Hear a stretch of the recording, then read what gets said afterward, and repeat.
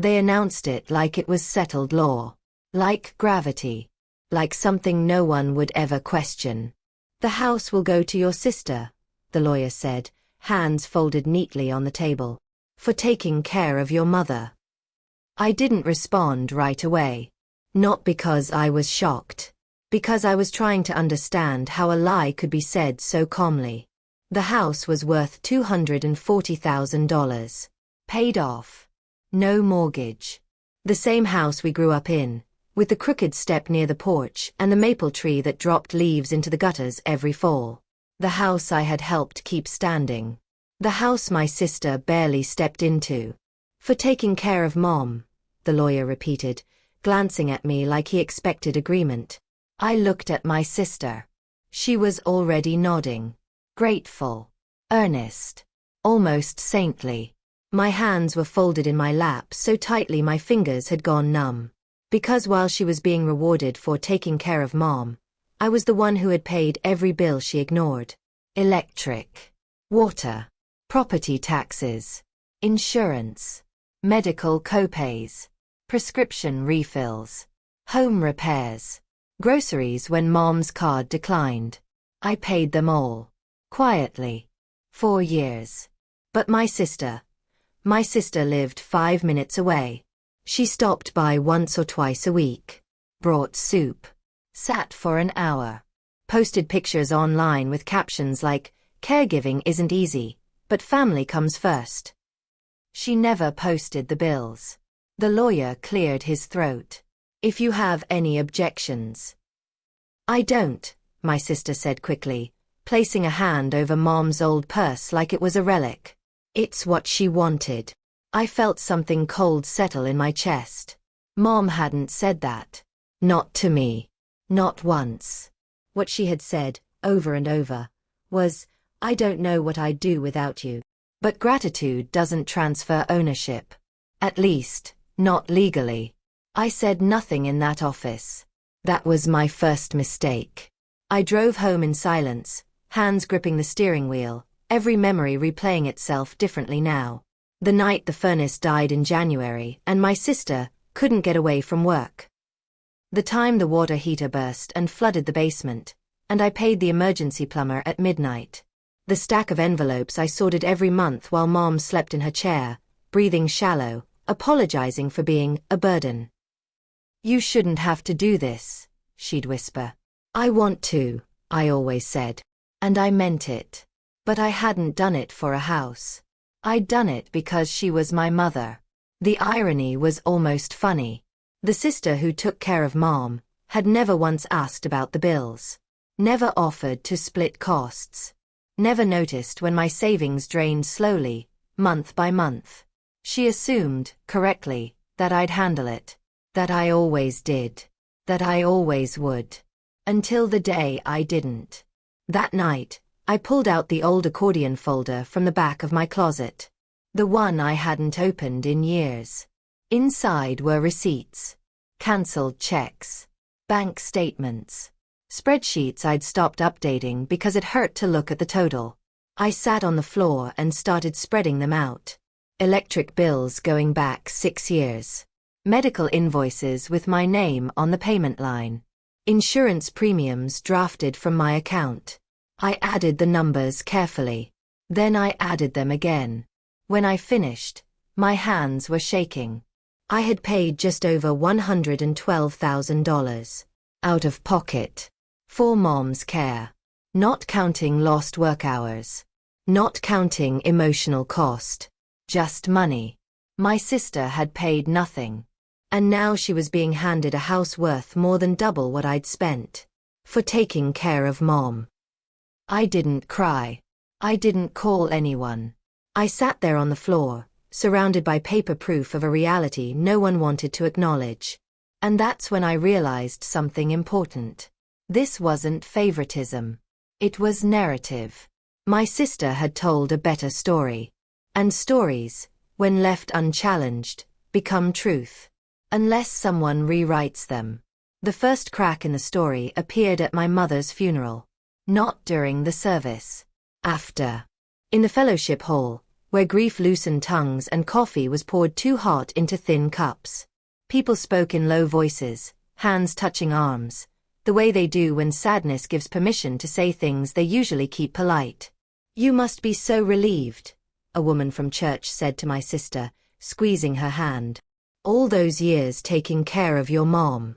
I don't know how you did it." My sister smiled. Soft. Tired. Heroic.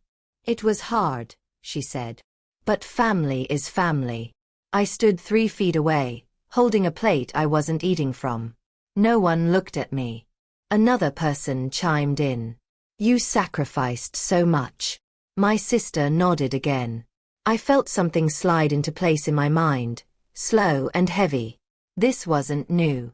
This story hadn't started at the lawyer's office. It had been in circulation for years. On the drive home that night, I replayed conversations I'd barely registered before. The time my sister told a neighbor, "I basically live over there now." The Facebook post with a picture of mom asleep on the couch. "Caregiving is a full-time job." The way she sighed dramatically whenever someone asked how mom was doing. I had assumed exaggeration. I had not considered strategy. The next morning, I called my aunt, my mother's younger sister, the one who lived 2 states away but called faithfully every Sunday. "Did mom ever talk to you about the house?" I asked. There was a pause. "Well," my aunt said carefully, "your sister mentioned that she was handling most things. That she'd probably end up staying in the house since she was there all the time." My grip tightened on the phone. "Did mom say that?" I asked. "No," my aunt admitted. "Your sister said it was what made sense." Made sense. There it was again. Assumption dressed up as inevitability. That afternoon, I went through my messages. Years worth. Texts from my sister asking if I could cover it this time. Emails forwarded from utilities with, "Can you handle this?" in the subject line. Voicemails left unanswered when the balance was already overdue. She had never framed it as temporary. She had framed it as understood. And while I was handling reality, she was curating perception. I remembered a moment from 2 years earlier that I hadn't thought about since. We were standing in Mom's kitchen. The dishwasher had broken. "I don't know how you do it," my sister said, leaning against the counter. "You're just so good at the practical stuff." At the time, it sounded like praise. Now it sounded like abdication. I called her that evening. "Can we talk?" I asked. "Sure," she said easily. "About what?" "The house," I said. A pause. Not long. Just long enough. "What about it?" she asked. "I paid for almost everything," I said. "For years." Another pause. Longer this time. "I took care of Mom," she replied. "That's not what I'm asking." "I was there," she said, her voice sharpening. "I showed up." "So did I said. "In different ways." "That's not what people saw," she snapped. There it was. The truth slipping out. "People saw you," I said quietly. "Because you made sure they did." She exhaled hard. "Are you saying I didn't do enough?" "No," I replied. "I'm saying you didn't do what you're claiming." Silence. Then colder. "Mom wanted it this way." I closed my eyes. "Did she?" I asked. "Yes," she said quickly. Too quickly. "She told me." "When?" "Near the end." "Was I there?" "No." "Was anyone else?" Another pause. "I don't have to prove this to you," she said. The lawyer already agreed. And that was when I understood the shape of what I was up against. This wasn't a misunderstanding between siblings. This was a version of events that had already been sold, accepted, and filed. And I was the inconvenient footnote. That night, I went back to the folder. Not just receipts this time. Emails. Texts. Bank records with timestamps. I started organizing everything chronologically. Month by month. Payment by payment. I wasn't angry yet. I was focused. Because stories fall apart when timelines are forced to make sense. And my sister's story had a problem. I was all over it. I didn't go back to the same lawyer. That felt important. The lawyer who'd announced the house like a foregone conclusion had already accepted my sister's version of reality. Whether intentionally or through laziness didn't matter. What mattered was that he hadn't asked questions. I needed someone who would. So I made an appointment with an estate attorney across town. Smaller office. No polished conference table. Just shelves of old case files and a woman in her late 50s with sharp eyes and no patience for sentimentality. She listened without interrupting as I explained everything. Not just the will. Not just the house. But the years leading up to it.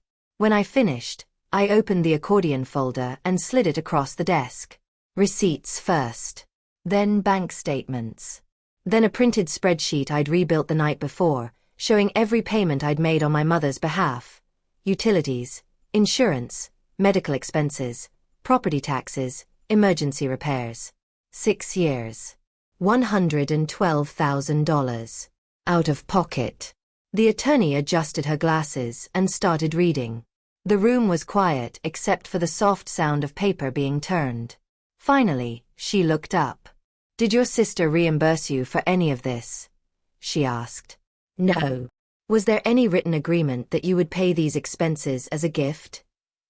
"No." "Did your mother have the capacity to manage her finances during this time?"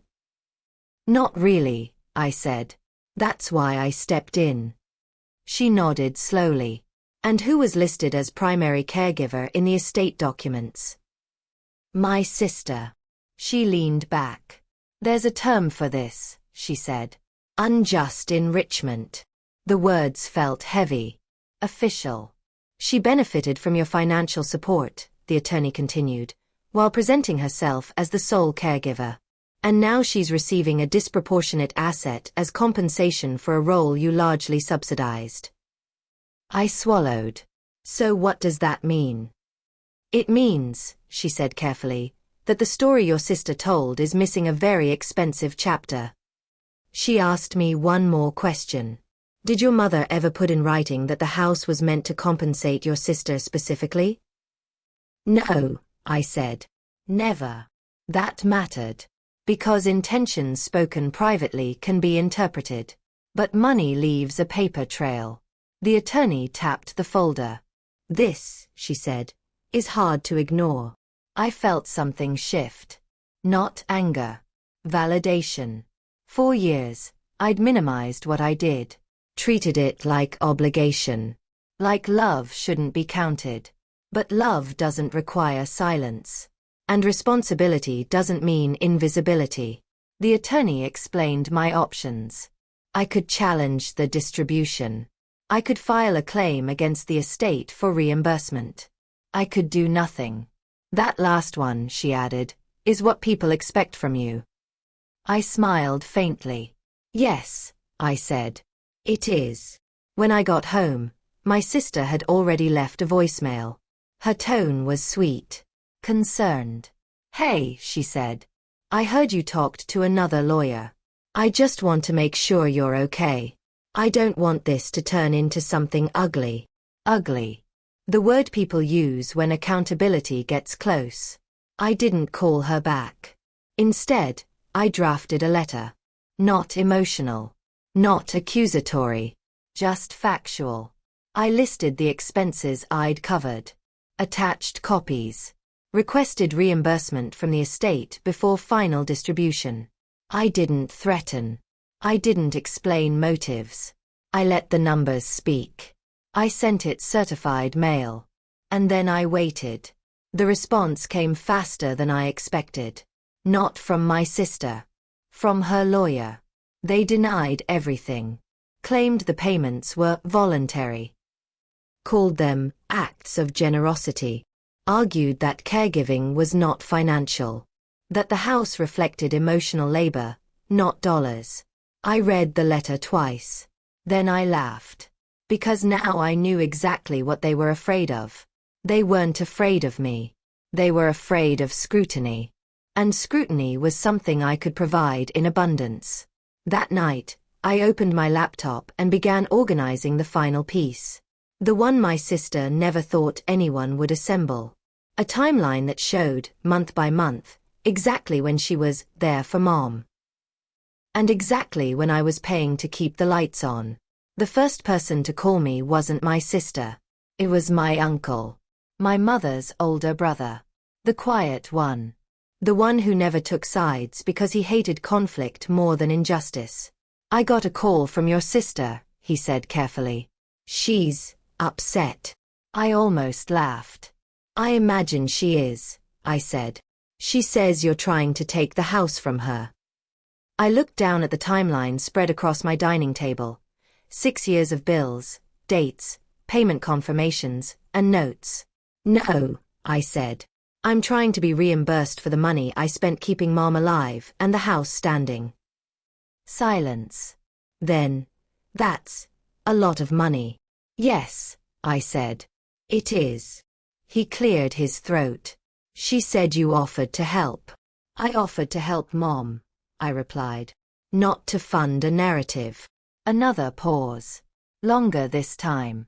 "I didn't know you paid all this," he said. "That's the point," I replied. Within a week, the calls started coming in waves. A cousin. An aunt. A family friend. All asking variations of the same question. "Did you really pay for everything? Why didn't anyone know? Why didn't your sister mention this?" I answered calmly. Factually. I emailed receipts when asked. I forwarded bank statements when needed. I didn't editorialize. I didn't accuse. I let the truth do what it always does when it finally gets daylight. It made people uncomfortable. My sister, meanwhile, doubled down. She posted a long message online about invisible labor and emotional caregiving. About how money could never measure love. About how heartbreaking it was to be attacked by someone who kept score. The comments flooded in. Supportive. Sympathetic. At first. Then someone asked, "Didn't your sibling pay the bills?" The comment disappeared within minutes. Screenshots don't. At the next family gathering, my cousin's birthday, my sister didn't attend. Neither did my parents. But everyone else did. And for the first time, people looked at me differently. Not with pity. With curiosity. "You always handled the practical stuff," my aunt said quietly, handing me a plate. "I guess we just assumed." "Yes," I replied. "You did." That assumption had protected my sister for years. Now it was collapsing. The estate administrator called me the following week. He sounded tired. "We need to address your reimbursement claim," he said. "I assumed we would," I replied. "Your documentation is extensive." I smiled to myself. He explained that the house distribution couldn't be finalized until all claims against the estate were resolved.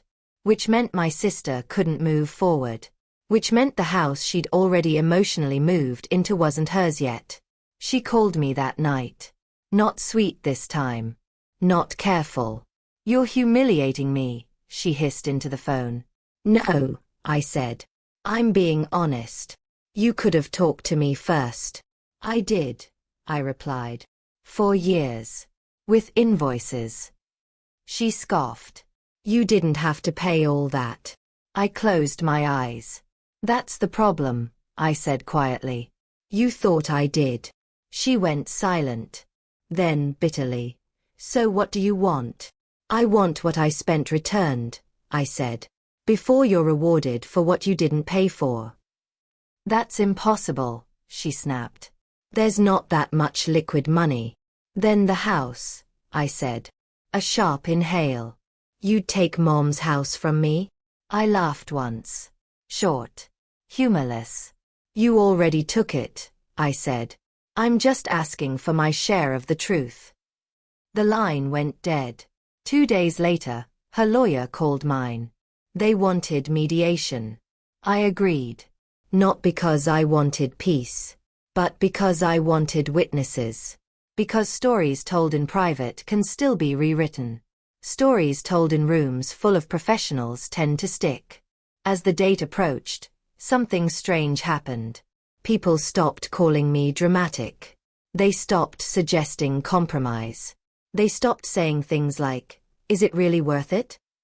Because the numbers made it worth it. Because once the receipts were out, no one could pretend this was about sibling rivalry anymore. It was about who paid. And who let someone else pay while taking credit.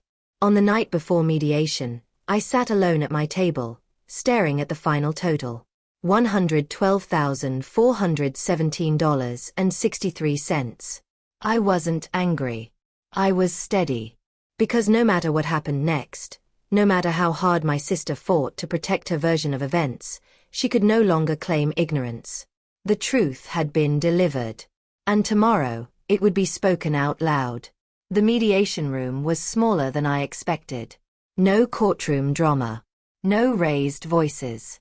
Just a long table, a whiteboard, and a mediator who looked like he'd spent decades watching families tear themselves apart politely. My sister arrived first. She chose the seat farthest from me. I noticed she'd dressed carefully. Soft sweater, neutral colors, the kind of outfit that said I'm reasonable, I'm tired, I've suffered. She clutched a folder to her chest like armor. I arrived with a box. Not dramatic. Just heavy. The mediator introduced himself, explained the rules, reminded us that this was confidential and voluntary. He spoke about cooperation and understanding. Then he turned to my sister. "Why don't you start?" he said gently. "Explain what brings us here." She exhaled, like she'd been waiting for permission. "I took care of our mom for years," she began. "I was there every day. I put my life on hold. The house was meant to compensate me for that." She glanced at me briefly, then away. "I never asked for money," she continued. "I just did what needed to be done." The mediator nodded sympathetically. Then he turned to me. "And your perspective?" I didn't raise my voice. I didn't interrupt. I reached down, lifted the box, and set it on the table. It made a dull, solid sound. "This," I said, "is 6 years of bills." I opened the box. Folders inside. Labeled by year. Electric. Water. Insurance. Property tax. Medical. Repairs. I slid the first stack across the table. "I paid them," I continued calmly. "Every month. Without reimbursement." The mediator leaned forward. My sister's eyes widened. "I didn't know she was keeping all that," she said quickly. "I wasn't keeping score," I replied. "I was keeping records." The mediator asked to see the spreadsheet. I handed it over. He studied it quietly, tapping a pen against the paper. $112, 417.63, he said slowly. He looked up at my sister. "Is this accurate?" She swallowed. I don't know," she said. She offered to help. The mediator tilted his head.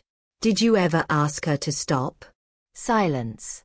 "Did you ever offer to contribute?" More silence. I added quietly, "I forwarded bills." "You never responded." Her face flushed. "That wasn't the same as caregiving," she said sharply. "I did the emotional work."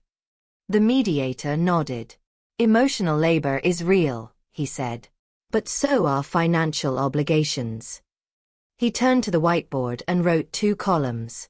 Care provided, costs paid. He asked us to list what we each did.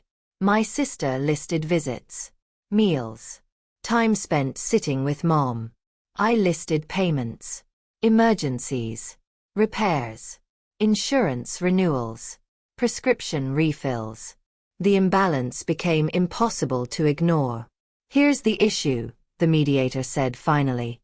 "The estate compensated one type of contribution without acknowledging the other." He looked at my sister. "The house represents value," he continued, "and value can't be assigned twice." She shook her head. "So what?" You're saying I don't deserve it. I'm saying, he replied carefully, that the estate owes reimbursement before assets are distributed. My sister's voice broke. There's no cash for that. The mediator nodded. Then we look at the asset, he said. The house. The word hung between us. She turned to me then, really turned, eyes shining with something close to panic. You wouldn't, she whispered. I met her gaze. I already did, I said. By paying everything you didn't. The mediator proposed options. The estate could reimburse me from the house's value. The house could be sold, proceeds split after reimbursement. Or my sister could refinance and pay me out. She stared at the table. Her story had run out of room. Math doesn't care about intention. It doesn't care about perception. It just adds things up. After 3 hours, we broke. No agreement yet. But something had shifted. When we stood to leave, my sister didn't look triumphant anymore. She looked exposed. As we walked out, the mediator pulled me aside. You handled that well, he said. You didn't attack. I didn't need to, I replied. Because the truth doesn't need volume. It needs space. And I had finally given it some. The week after mediation felt strange. Quiet, but not peaceful. Like the air before a storm when everyone knows something is about to give, but no one wants to say it out loud. My sister didn't call. Her lawyer did. He sounded measured, careful, no longer dismissive. We've reviewed the numbers again, he said. There's no dispute that your client covered substantial expenses. No dispute? I asked. No, he admitted. The documentation is solid. He explained that my sister couldn't refinance. Her credit wasn't strong enough. Her income couldn't support a loan large enough to reimburse me, which left only one option. The house would have to be sold. My sister took it badly. I didn't hear it directly. I heard it through my aunt, who called me in tears. She's devastated, my aunt said. She feels like she's losing Mom all over again. I closed my eyes. I lost Mom while paying her bills, I said quietly. No one seemed concerned then. The sale was scheduled within weeks. My sister moved out slowly, dragging it out, as if time might soften the outcome. She packed room by room. Left the kitchen for last. I didn't help. Not out of cruelty. Out of clarity. This wasn't something I could soften without erasing myself again. When the house sold, it sold quickly. The market was strong. The price came in just above appraisal. Enough. After reimbursement, there was still value left. The estate distributed what remained according to the will. My sister received less than she expected. Much less. I received exactly what I'd paid. Not $1 more. When the final paperwork arrived, I stared at the number for a long time. $112,417.63. Returned. I didn't feel rich. I felt acknowledged.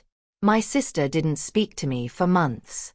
Then, one afternoon, she showed up at my door.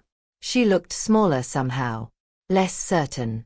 I didn't think it would end like this, she said. Neither did I replied. She swallowed.